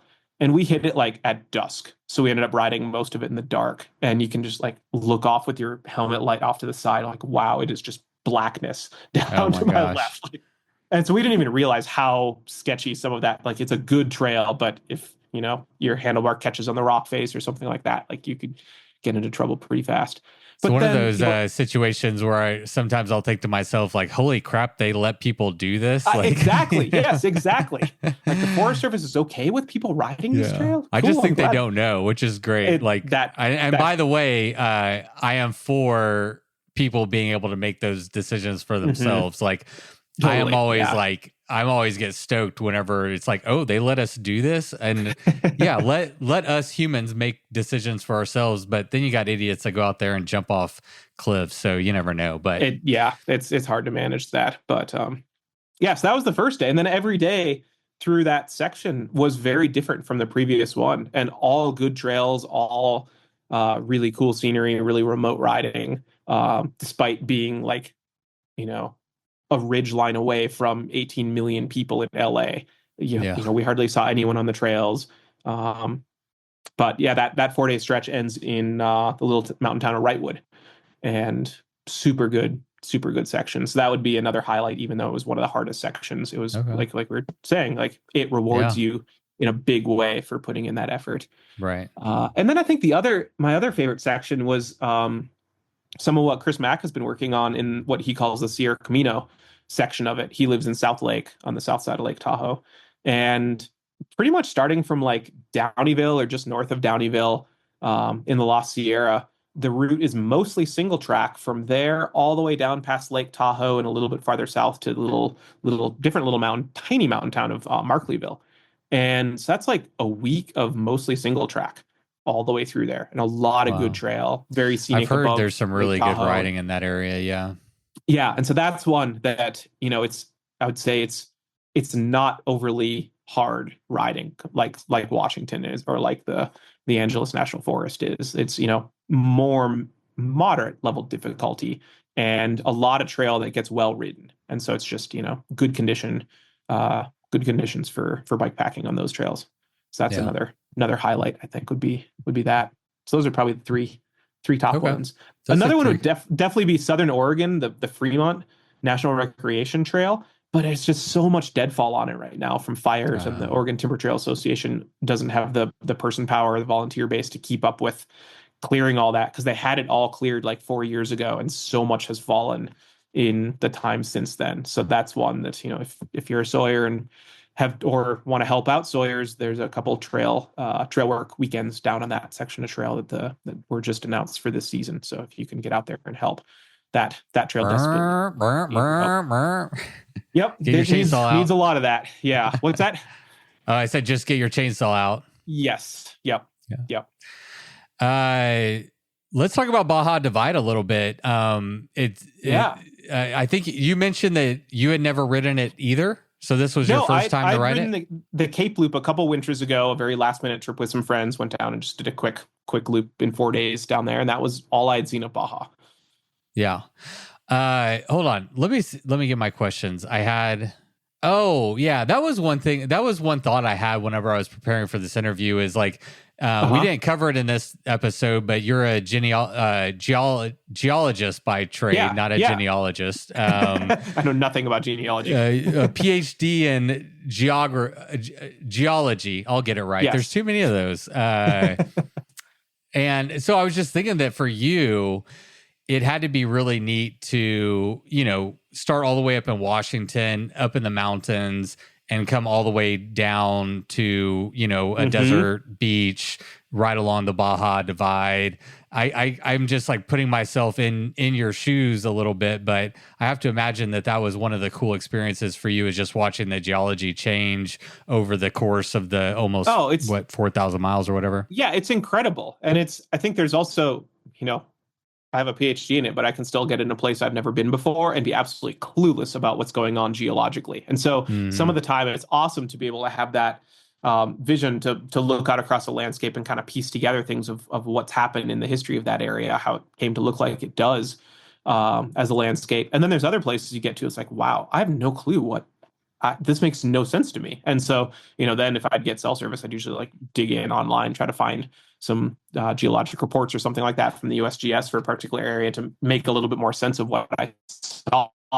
So there's a lot of learning along the way that goes into understanding places like that. But it was really cool, especially to get down to the southern half of California, where I know a lot more about the geology and, see how everything farther north trends into that. And then knowing, home base for me is Arizona. And so being able to tie what I was seeing in Southern California in with what I know from a little bit farther east in the continent, that was great. And then getting into Baja was kind of getting back into very unfamiliar territory, geologically speaking, and, more just being able to look around, try to figure out what was going on, and then realizing I can't even find any resources in English to learn more about it when I'm on the trail. So I have a lot that I still want to learn about that piece of the time ride. To learn Spanish, and then yes, or I guess you could just get ChatGPT to translate it for you. We live in good, but I'd rather not. Yeah, fair enough. I was just reading right before this how much water we don't have right now. Yeah. So what is the riding like in Baja? We've talked about it a little bit on the podcast, but to have this be a standalone issue or standalone episode, you mentioned earlier the riding is completely different. So how would you summarize the riding in Baja? Yeah, so it was really fun, and I was also a little surprised just how it felt completely like as I reached the Mexican border and crossed over it. It was like one adventure ended and it was a completely different one starting with the Baja Divide. And like I mentioned earlier, you're in a different country, the culture changes, the language changes, the landscape also changed very quickly and looked very different from what Southern California had looked like. The riding style, moving away from the trail focus, was really different. And then Claire joined me for that. So I had a riding partner for the entirety of Baja and had her along, which was awesome. And then I switched bikes too. And so I was on instead of full suspension. I was wondering if you did. Okay. Yeah, I was on a drop bar hardtail. Nice. For Baja, and part of that was just for having more carrying capacity for gear and for especially water, since that route is really, really dry. And so like everything felt different, and it felt like, okay, I'm done with the US part of Orogenesis. That was the big unknown. Like Baja Divide is well established at this point. Right. There's lots of people that ride it, so it's easy to figure out information about it, and pretty well known where you can stay, where you can get food, water along the way, that sort of stuff. But despite all the resources out there, I think most people that go down and ride it kind of get epicked by how demanding the riding is, and are pretty surprised early on. Because I think the northern half of the route definitely has most of the hardest riding. Okay. And it's not necessarily the terrain. Like there's not a ton of climbing on the route. There's also not a lot of flat riding. There's a lot of just like rolling or short, steep ups and downs. And there's a lot of roads that are just blown out from age, from erosion, from race trucks on them, things like that. And so you'll get some sections of really nice, well-trafficked dirt roads, and then get onto stuff that was, blown out by flash flooding last year and hasn't been repaired and might not be repaired for a few years. And then it's super rutted out from these race trucks going on it. And it's harder than a lot of single track might be, even though it's 10 feet wide. And so a lot of hike-a-bike in places, a lot of kind of sandy or moon dust type stuff in places, a lot of hike-a-bike. Never for that long usually, but we had one day that we covered 25 miles, I think, and a lot of hiking, a lot of loose stuff. And it was hot. And so we had heavy bikes with water, which then slows you down even more because you've got all that weight. So there's a big mix in what the riding is like, but it definitely, especially in the northern half, has a lot of really demanding riding in it. Like if you've ridden the Great Divide mountain bike route, think about northern New Mexico, which I think for a lot of people, or maybe New Mexico in general, like the hardest riding in the whole route is in New Mexico, and kind of concentrate some of those harder sections. That's what the northern half of the Baja Divide feels like. And then things mellow out a little bit as you get farther south. And so our daily mileage went up by like 10 miles a day when we got into the second half. And it was a lot more good dirt road down there, less sand, and less really rugged Jeep road along the way. So, it's definitely hard touring. And it's soft enough that I think having 2.6 inch or 2.8 inch tires is really advantageous. Some people are like, man, I'd never ride it without a fat bike. Yeah. There's no need for that. Like, okay. There's a lot of fear mongering around. I don't think it's intentional, but people just focus on like, ooh, what's the hardest element of this? How can I be most prepared for that?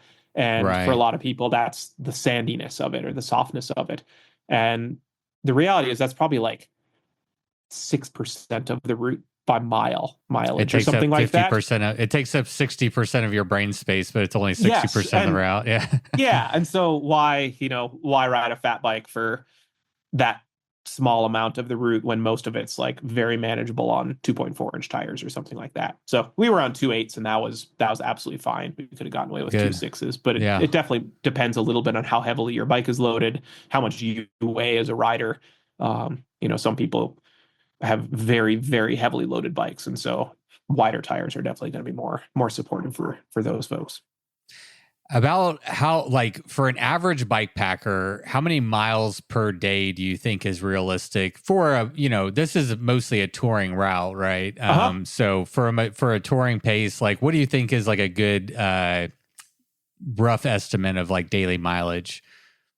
Yeah. So, man, it was really fun we ran into a lot of other riders down there, like probably, I don't know, 15, 18, something like that, that we either talked to or spent a few days at a time riding with. And I think on average, most people that we encountered were doing something like 40 miles per day, maybe 45 per day. So not huge days. Like if you were to go do that same thing and talk to a bunch of people on the Great Divide mountain bike route, they'd probably be doing like 60-mile days or 65 on average, something like that. So considerably slower and more demanding in Baja. And my partner, Claire, this was her first bikepacking trip longer than 4 days. So big jump from anything that she had ever done. And she, she's strong. She runs a lot, rides a lot, but definitely is more of a runner than a cyclist and hasn't spent a ton of time on heavily loaded bikes and isn't a mountain biker. She loves gravel riding. And so throw her on a loaded bike and onto this technical riding. Kudos to her. Definitely was. Oh, she crushed it. It was, and the first half was hard. Like she was like, "Is this really what I want? Like this is harder than I thought it was going to be.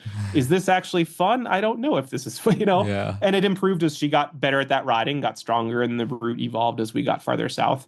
But that's where she is as a rider and doing that sort of thing. And so 45-mile days for us were pretty much all day pedaling from an hour after sunrise or something until dusk. And we were there in November, December, where the days are short. So that was riding from like 8 a.m. to like 4:30, 5 p.m. or something like that with, some stops along the way, not riding nonstop, but trying to just focus on forward progress. So I think a lot of people really overestimate how many miles a day they can cover for Baja.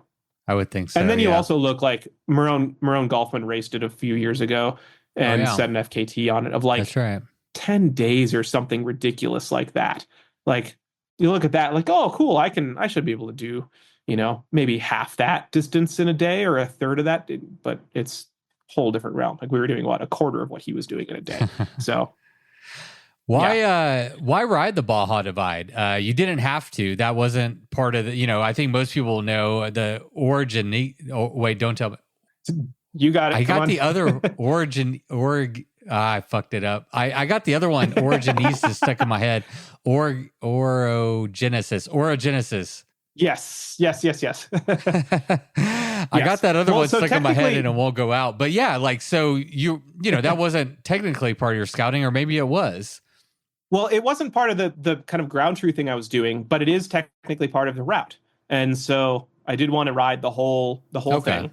And, the wanting to ride Baja was part of what drew me to maybe I should just do the whole thing this year. It was like I wanted to experience that whole traverse in one ride. And I'd also thought a little bit about the seasonality. Like I didn't know if starting in the fall up north would put me in Baja too early, like if it'd still be hot down there. If you wanted to ride northbound, there's just no good seasonality or no good time of year for that because of snow in the Sierra and when it's hot in Baja. And so part of me thought about like, oh, should I do it in kind of pieces, like ride Baja in the winter and then come back and ride the rest of the route in, a couple months after that. But I wanted that kind of linear, continuous traverse, I decided. So doing it in the kind of starting late summer up north and then racing winter down through the Sierra seemed like the way to do it. So I really wanted the full experience of all of that, since it is part of the route and it is such a long, continuous route, kind of traverse of many landscapes. And there was another guy, Jacob Ashton, he had already ridden Baja Divide, but he rode the whole U.S. part of Orogenesis. He was just like 2 to 3 weeks behind me, I think, pretty much the whole time down. And so there were two of us out there. We never saw each other. I still haven't met him in person. But he rode the whole U.S. part of it. So two people actually rode the full length of it this past year. And so it's, he wasn't doing any kind of ground truthing work or anything, but it sounded like he had an awesome hard adventure out there as well on the U.S. part of it. And I think in a way it seemed like he was maybe a little disappointed that he wasn't continuing on to do Baja, but since he had already seen it, there wasn't that incentive to the motivation wasn't quite there as part of that. Yeah. All right. So you're back home and now you have homework. I assume you have to take all the information and your route notes. But I mean, I mean, yeah, give us an idea of like what's next for the project. What's needed. What are you guys working on right now? Yeah, well, I actually need to talk to Gabe about that because I haven't talked to him in person since I finished the ride. It's been hey, Gabe, listen to the podcast. We'll catch you up to speed. yeah, exactly. And so I don't know exactly what their plan is, but I think everyone was kind of shocked when I was like, the route's almost ready to go. Like it's like 99% there. Okay. I think everyone was surprised to hear that. I think in part because some of them have been so immersed in this and they're thinking about like the gaps, like the pieces of single track that are missing in the route where, there's longer dirt road sections or something like that. They're already thinking like years down the road for how we're going to get, and I shouldn't say how they're going to get those sections of trail approved and built. That I think they're just like bigger picture, longer term thinking at this point and didn't even realize that things are so close to being ready. So I know the plan this past year was to release 2 or 3 sections of the route that are ready to go. And I think only one of them got officially released, that one in Southern Washington this past year. So I think there's a lot of work to do getting just kind of the route resources together for everyone, like all the stuff we were talking about that goes into the planning pieces of it and narratives for what each piece is like.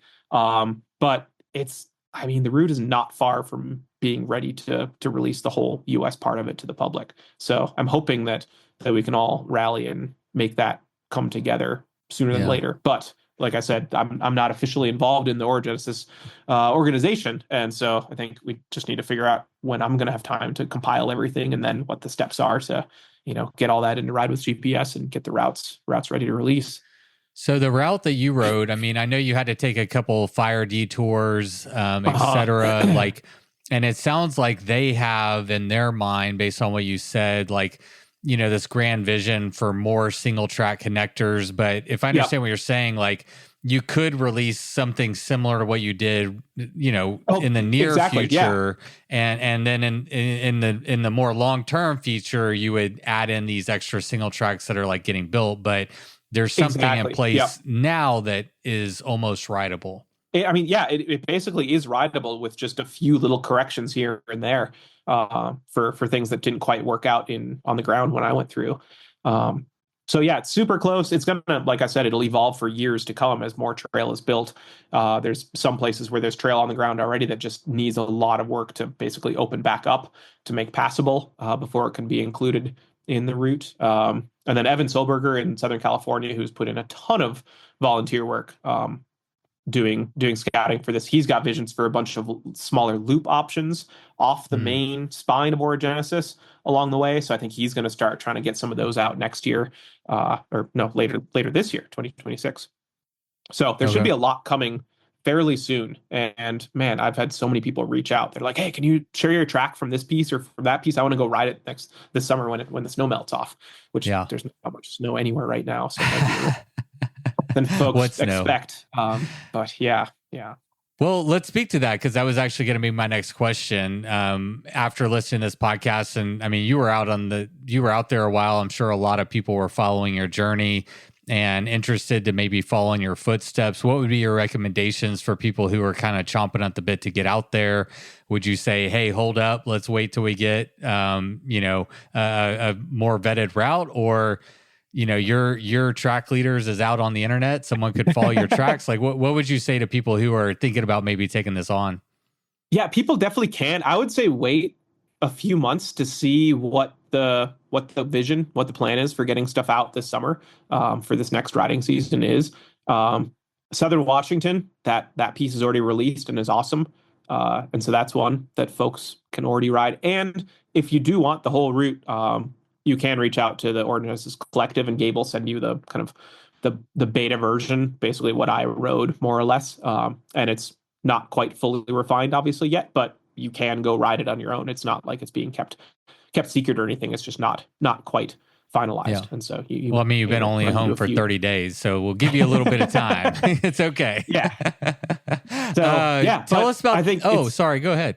I was going to say, if you are thinking about it, definitely plan on getting out there, and you don't need to ride the whole thing. Like I would always encourage people, like, go ride a chunk of a big route like this, do a week or something, see what it's like, see what you're getting yourself into, and that'll make it easier to plan for a successful trip for a much bigger piece if that's what your ultimate goal is. Yeah, that was one of my questions. I mean, and maybe you know this information, maybe you don't, but as far as like the future hopes and dreams for this trail network, do you see it? Do you think they see it as being similar to like a PCT where people could do like sections, people could do the whole thing, you could tour it, you could set an FKT, like it's just there. And no, that definitely is their vision. The reality is very few people have either the time off work, the resources, the desire, or all of those to do, a 3-month trip or a 4.5-month trip. But a lot of people go to a 1 week or 2 week or a 3 week trip potentially. And so even if you look at long trails like the PCT or the CDT, there's so many people that are section hiking pieces of it. And they may or may not have plans to do all of it over the years, do all of it in sections. But there's lots of people out there for short trips, way more than there are doing the whole thing in a one go. Yeah. So that's just the reality of who users are going to generally be for long trails like this. And same goes for like the Arizona Trail. There's way more people that do day rides or 2 or 3 day trips on it than do the whole thing.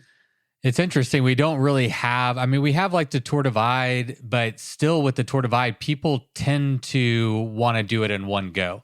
But we, because bikes can cover so much more terrain, we haven't had too many of these routes being developed where I think it might lend itself more to people doing sections at a time. They might break it up into 3 different parts or 4 different parts and ride it, over the course of a couple seasons or something, or 3 or 4 seasons, which is interesting. I don't think we have many of those trails out there because most people, again, can just cover so much ground that it's not necessary. Yeah, and so many of these long routes are dirt road routes, which lend themselves to being able to ride relatively quickly on them. Whereas single track routes like this, like, 3 months. Some people at different paces would take 4 months to do the US part of Orogenesis potentially. So, and that, then you start getting into the reality that maybe there isn't an actual good season to be out there for 4 months just because of, when it's super hot in one place down low and when it's snowy in others. And so for folks that are looking at slower paces, like, section riding probably is a better way to do it. It'll make it a more enjoyable experience along the way. That just made me think of a question. Based on your experience, what do you think could be a fast time for the whole thing? I was thinking about that. Because I think I said I probably had 3.5 weeks or something of days off along the way when I was out there. And so if you just get rid of those and just if you were to ride focused and continuously all day and sleep all night, man, I think you could do it in probably, 60 days probably. It would be a pretty fast time. Yeah. So it's a commitment. Yeah, there was a guy that rode the Continental Divide Trail this year. He was the 5th one ever to bike the full length of the bike legal version of it. And I think he rode probably the most efficient version of it, kind of taking the best pieces of some of the single track bypasses around Wilderness. And then I chatted with him before he left. It was like, don't even try to ride this part. There's literally no trail on the ground. Like, skip this, take that. And so he rode, I think, a really efficient version, but he did it in like 66 days or something. I think he rode it like 20 days faster than I was, than I went on it. And, I wasn't focused on speed, but he also was just trying to be efficient and, ride all day, sleep all night kind of thing. And that was faster than I had ever contemplated riding that route. So, I bet maybe fast probably do 50 some on Orogenesis, and not even in like race mode, just in like very dedicated fast tour mode for a, relatively strong rider. Oh man, that's wild to think about being in race mode for that long. But Lael's about to go for around the world again, and that stuff, like being in race mode for that many days on end, just seems really challenging. Yeah, my mind could not do that at this point. It does not have the desire to have that kind of experience. But man, I'm impressed by people that can. Any other thoughts on Orogenesis? I want to shift gears to a couple other topics before I let you go, but any closing thoughts on, I'm going to see, I got the name right. At the end of the podcast, I got it. Orogenesis. Yep. It only took one episode. Oh man, I don't know. I think I'm really excited to see folks out there on it. I think the route really hits the sweet spot between by incorporating a lot of good backcountry trail, which usually is harder riding, but not being over the top hard. And then, like I mentioned earlier, having pretty reasonably spaced resupply options along the way. So I think as far as a really long single track focused route, it's probably going to end up being one of the more accessible ones out there. And there aren't that many. There's AZT, CDT, kind of those scales in the US at this point. So I'm really excited to see people out there. And there's been so many bikepacking routes developed over the years, and I've been part of a lot of big projects like that, and I've never seen one that has had so much enthusiasm on the ground, like in towns along the way, people knowing that it's a thing, local riders coming out to say hi to people. Like, I've never experienced that, and that just all the way down the US part of the ride, that kind of thing was happening again and again. So there's a lot of folks that are really excited for it along the way. And so I think that's just going to help really continue to build the momentum for the route. And it's been 8 years in development now. And as soon as more people are out riding it, then it's poised to be a thing rather than a concept. And so I think that's... Oh, sorry. I was just going to say, having those routes and people bought into the idea, or sorry, not the routes, the towns along the route, and the communities bought in, and it's hard to overemphasize like how important that is to the success of a route long term. To have, because not everybody's going to get the vision, in my experience, immediately, right? It takes a little. Some people, it takes a little bit of time to like warm up the engine to like what's happening and the benefit to having, a recreational trail like this in your backyard that comes through your town. Not everybody gets it immediately. So to have such a warm, welcoming along the route, actually really encouraging. Yeah. And the other piece that was related to that is that there's already the PCT through this whole corridor. And people in towns, like, everybody knows about the PCT. And then they're like, oh, you're right. There's like a mountain bike PCT. And it's like, yeah, there's going to be. Like, that's what I'm riding. Like, whoa. That helps. Yeah. It's about time. Like, so people, people, like, they can link together those two different things. Like, you're doing something like the hikers do, but on a bike. Cool. Yeah. So that was really fun to experience. Yeah, that's out there. And then the hikers I ran into, the PCT hikers that I ran into along the way, kind of like on the CDT, they were all so excited. Like, oh wow, a mountain bike version? That's cool. I want to do that. Yeah. So hikers will be out riding Orogenesis soon too. Yeah, there's been plenty of through hikers that have come from through hiking to bike packing, and so it's an easy leap, at least from an adventure standpoint.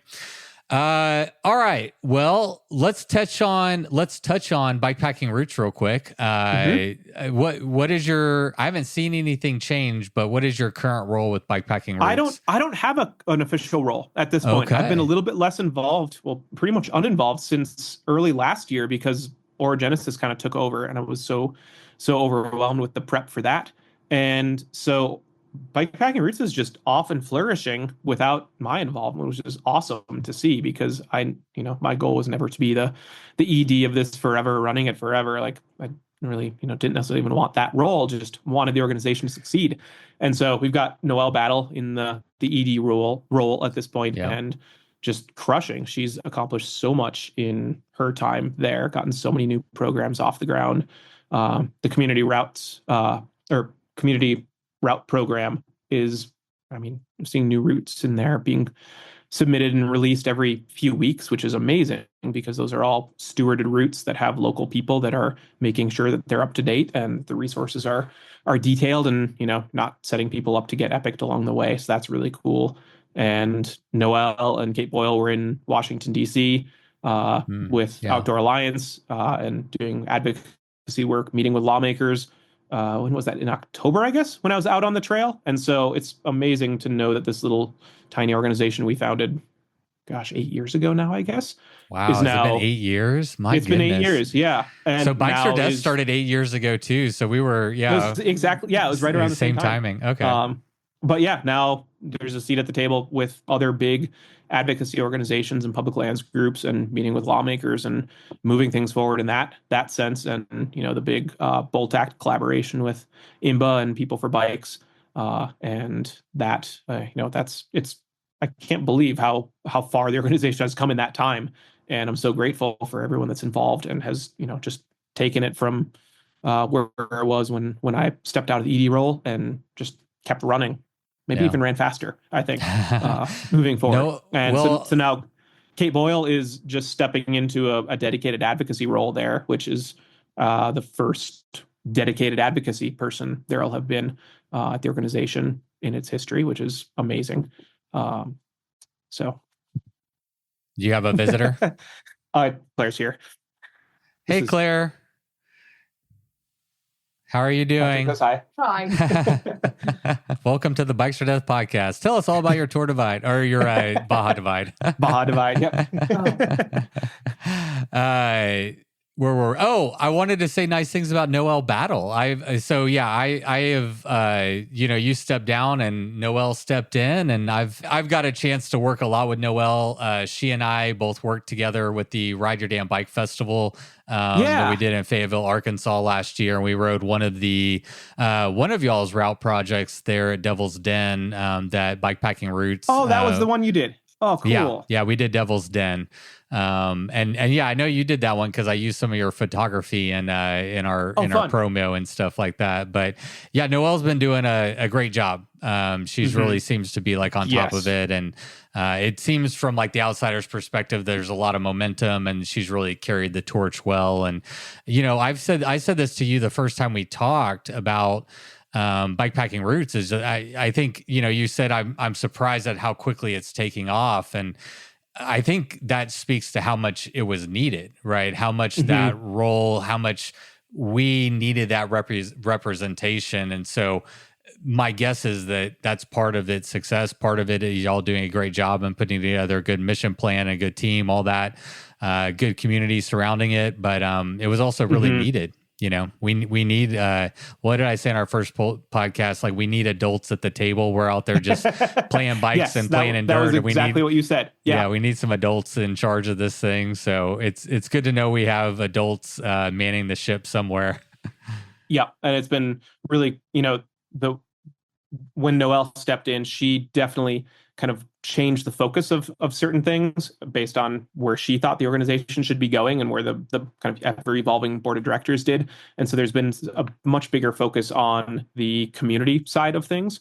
And I think Noelle's also been able to bring so much more of the East Coast community into it, because prior to her, everyone involved was living out in the kind of western half of the country, pretty much aside from a few board members. And so that's really helped tremendously to just literally engage people out the eastern half of the country, and all the events that are on the ground now happening that are bringing people together, like the Ride Your Damn Bike Festival. That you can't build community through a website or through a national organization that doesn't actually have engagement on the ground at different places. And so that was one of the big things that Noelle saw was very much needed, and we were basically poised to start rolling out more of that, and had even had program visions all outlined, and like, this is what it's going to be. And I was always a little reluctant, since we didn't have the funding or the resources necessarily to roll those out. And Noelle looked at it like, this is ready to go. Oh, well, let's just get it out there. We'll figure out the rest later. Yeah. That's her approach, and it's worked so well. That's my approach too. Put something on the calendar, commit yourself to it, and you figure out, how to get there along the way. Yep. All right. Last question is a selfish one, but maybe other people can benefit from it as well. I guess I should preface this by saying you do ultra cycling coaching. You also have a training plan that you can buy on your website. So are you open to giving some training advice free? Oh, of course. Yes. All right. Yes. So this is just another fun one, but I'm training for Doom. I'm doing the high watch. It's March 13th, so a little bit less than 2 months away. I'm doing the 205-mile version. Due to my own business and creating routes and the Texas Showdown Series, 2025 was one of the least I've ridden my bikes. I rode a total of like 1,500 miles in 2025. That is a little lower than usual for you. That's a little low. I've been supplementing with gym work and running and some tennis and stuff. Good, so I'm not good. coming at a zero fitness, but I guess to preface this just a little bit further, I was, total training time, I was around 4 hours a week. I'm up to over 7, and I'm building that. I'm essentially taking my gym, my running, cycling, prioritizing mountain biking, as many mountain bike miles as I can for training. And just right now I'm just focusing on building a solid base. But what is your 60 to 90 second or longer, whatever, but what is your tips for, it's not just me, but I think there's a lot of people that are coming off like winter break. Maybe they're training for East Texas Showdown. Maybe they're training for Doom. Like me coming off like all of us, a month of not doing a lot after finishing a massive thing, and can feel that my fitness is definitely not where it usually is. And like, I didn't, had zero intensity for 4.5 months. And so I have like zero top end right now. Gotcha. But yeah, so many people are in, similar situation, especially at this time of year. And so I think one thing I'd say, good job with the focus on like trying to build that base. Like, you can't rush that, especially for ultras. Like, you don't want to skip building a solid base, because the reality is when you're racing an ultra, most of the time you're going at a very low intensity just for a long time. And it's so much easier to create injuries if you are trying to push for a long effort and don't have that solid base in there. I know some people tend to want to, skimp on that base to be able to ride harder and do things that feel more like training than just low intensity volume and do harder rides. But you can't adequately prepare for an ultra by like low volume, high intensity type training without having that solid base in there. Okay. So good job on that. Good job mixing in cross training. That also is so helpful for minimizing the likelihood of overuse injuries or things like that along the way. I think, from the kind of time crunch perspective of like, what can you do to get some of the biggest bang for the buck as you get closer in the next 2 months toward that event. I would say one thing is actually back off how much mountain biking you're doing and do like 1 day of more steady pedaling. Okay. Mountain bikers hate to hear it, but road riding is usually better training than mountain biking when you're thinking just from a purely training perspective. You can't ignore the technical nature of riding and, being comfortable on that sort of riding and being efficient with it. So definitely don't leave out mountain biking entirely. Don't train for a mountain bike ultra on the road.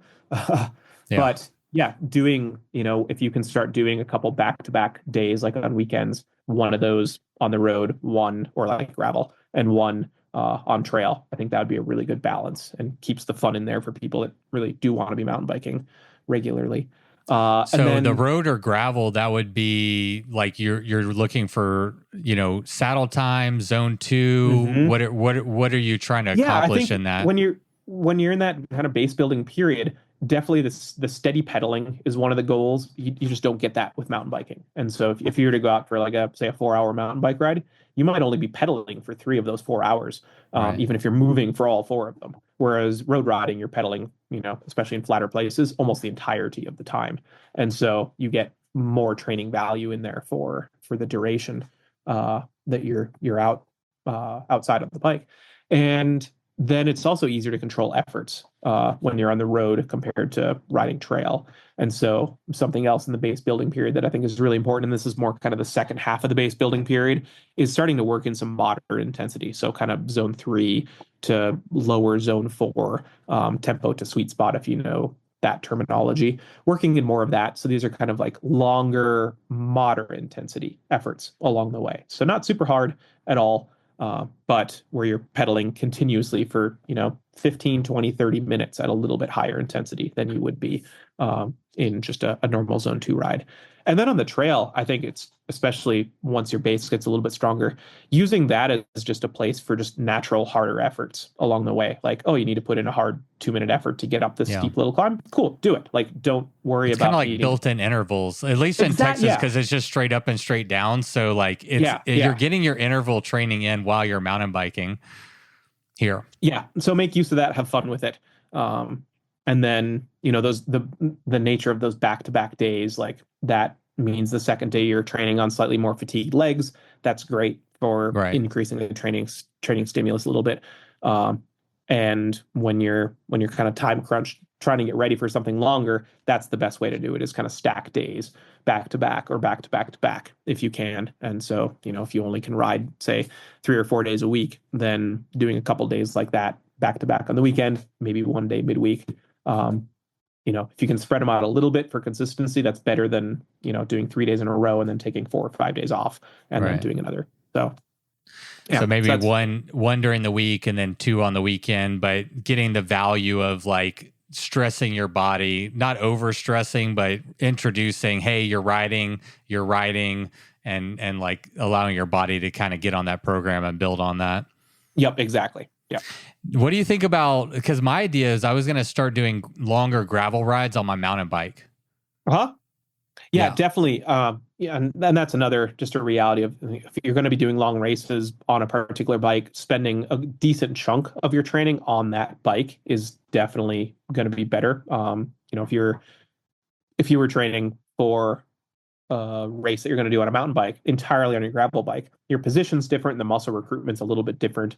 You could have huge fitness on a gravel bike and get on a mountain bike that you hadn't ridden in months, and your muscles would fatigue in some kind of strange ways on that first day of a race. And so mixing it up with some of the time on the bike you're going to race on is really valuable. It also is another way to minimize injury, just having your body accustomed to that position of that bike. But I think there's a lot of reason to mix things up. I think it's just fun to ride different bikes. I think it's fun to get out on the mountain bike on trail. Big days on a gravel bike. Sometimes it's just fun to do that on a gravel bike on gravel roads rather than a mountain bike, so that you can put in 5 hours and cover a lot of ground, which just feels good. And can be confident and inspiring. But so don't deprioritize fun. Yeah, never. Yeah. That's a good answer. That should be one of the highest priorities. Oh, that's good. Yeah. Because I could see like the argument, if you're following a training plan, it might feel rigid. It might take some of the fun away. And so even from a coaching perspective, you try to find ways to keep it fun, keep it interesting. It needs to be like, and you want to show up at the start line to an ultra, like stoked to ride your bike. Right. The worst would be being kind of burnt out from training that's too structured, or just not doing what you normally would be doing on the bike, and then get to the start line of a race where you need to ride for a dang long time and not be stoked to ride your bike. Right. That's, I think about that. That would make it so hard. And so I tell people, anyone I work with, that like, I would much rather have you show up to the start line with less fitness and more enthusiasm than the other way around. Like, it doesn't matter how fit you are. If you're tired of riding your bike, you're not going to have a good race and you're not going to enjoy it. So good. So but good. That doesn't mean you should stop training. What was the last thing? That doesn't mean you should stop training entirely. No. Yeah. But that is something that I think about a lot, is like not taking the fun out of it. Like I want to show up excited to ride and not burn out from riding and fatigued. And so, yeah, I like that. I like that advice. All right, good. Let's let you move on to the rest of your evening with your partner, and hopefully some dinner or whatever y'all got planned tonight. Yep, that's next. And I think we might watch, there's a little very draft version of a film about the expedition I did in Iceland earlier this year that I just got a link to. So I think we might watch that. That sounds very exciting. How it's coming together. Yeah. Yeah. Had no idea it was coming together. So little surprise. Christmas or a New Year present for you. Well, before I let you go, point people in the right direction, both to find Orogenesis and your own website. If people want to, like I mentioned, you do coaching, you have training plans, and you're just a great resource. So point people in the right direction. Yeah. So for Orogenesis, go to their website. It's orogenesiscollective.org. And if you want to see a bunch of photos from that route, what it's like, I've done a kind of photo essay series on the Radivist, and those are all published for the US part of it at this point. So each of those has like 25 or 30 photos from along the way. So you can see what that's like. And the Baja ones are forthcoming as I get to that. And then for coaching training stuff, Ultra MTB is my coaching company. That's ultramtb.net. And yeah, there's a couple training plans for bikepacking races, ultras that are on there. And you can get in touch with me about more personalized coaching if that is something you're interested in. Awesome.